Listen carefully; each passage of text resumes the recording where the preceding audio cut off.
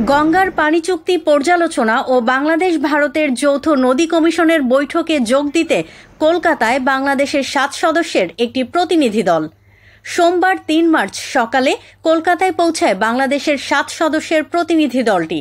পরে তারা হাওড়া থেকে শতাব্দী এক্সপ্রেসে মুর্শিদাবাদ জেলায় ফারাক্কায় রওনা হন। প্রতিনিধি দলটি ফারাক্কাবাদ পরিদর্শন শেষে কলকাতায় ফিরে ভারতের নদী কমিশনের সদস্যদের সঙ্গে বৈঠকে বসবে। বাংলাদেশের প্রতিনিধি দলের নেতৃত্ব দিচ্ছেন জয়েন্ট রিভার কমিশনের সদস্য মোহাম্মদ আবুল হোসেন। তিনি বলেন, এই সফরে কোনো বড় ইস্যু নিয়ে আলোচনা হবে না, মূলত কারিগরি বিষয়গুলো নিয়ে আলোচনা হবে।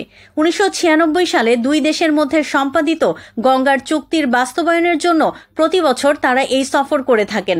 এই সফরে তিস্তা ইস্যু নিয়ে কোনো আলোচনা হবে না। This is a regular meeting. We are going to visit Farakka.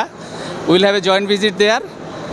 And this is regular meeting. আমরা একটা 7 সদস্যের একটা কমিটি এসেছি। আমরা ফারাক্কা ভিজিট করব। এটা আমাদের রেগুলার ভিজিট, প্রতি বছর একবার আসি। গঙ্গা চুক্তি বাস্তবায়ন 1996 সালে যে গঙ্গা চুক্তি হয়েছে সেটা বাস্তবায়নের জন্য আমরা প্রতি বছর এটা ভিজিট করি। আমাদের একটা 4 সদস্যের টিম আছে এখানে, তারা প্রতিদিন ফ্লো মেজার করে এবং আমরা বছরে একবার আমরা 2 মেম্বার যে আছি এটা ভিজিট করি। That's it. গঙ্গার পাশাপাশি কি তিস্তাও কি কোনো জরিপ হবে এবার? না না না না, তিস্তা না। চুক্তি তো রিনিউ হতে চলেছে, 30 বছর হয়ে গেছে। চুক্তি রিনিউ এখন আলোচনা হবে না। চুক্তি রিনিউয়ের জন্য একটা টেকনিক্যাল কমিটি হবে, তারা আলোচনা করবে। ভারতীয় পার্টি পশ্চিমবঙ্গে কাদের সঙ্গে বসছেন আপনারা? আমার counter part member joint river commission India.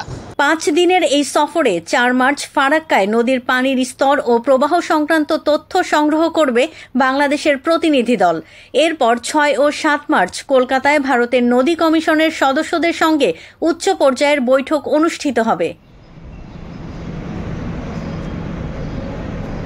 Bangladesh ও ভারতের মধ্যে প্রবাহিত গঙ্গার পানি বণ্টন নিয়ে 1996 সালের 12 ডিসেম্বর ওই চুক্তি স্বাক্ষরিত হয়েছিল। তাতে স্বাক্ষর করেছিলেন ভারতের তৎকালীন প্রধানমন্ত্রী এইচ.ডি. দেবগৌড়া ও বাংলাদেশের তৎকালীন প্রধানমন্ত্রী শেখ হাসিনা। চুক্তির মেয়াদ ছিল 30 বছরের। 2026 সালে সেই চুক্তির মেয়াদ শেষ হওয়ার কথা। বাংলাদেশের সঙ্গে গঙ্গা কিংবা তিস্তার পানি বণ্টন নিয়ে দীর্ঘদিন ধরেই আপত্তি জানিয়ে আসছেন পশ্চিমবঙ্গের মুখ্যমন্ত্রী মমতা ব্যানার্জি। কলকাতা থেকে সুচরিতা কংসবণিকের তথ্য ও ভিডিও নিয়ে রিপোর্ট risingvd.com। দেশ জুড়ে তোলপাড়, ওয়ালটন ফ্রিজ কিনে হতে পারেন মিলেনিয়ার। এছাড়াও রয়েছে লক্ষ লক্ষ টাকার ক্যাশ ভাউচার সহ কোটি টাকার নিশ্চিত উপহার।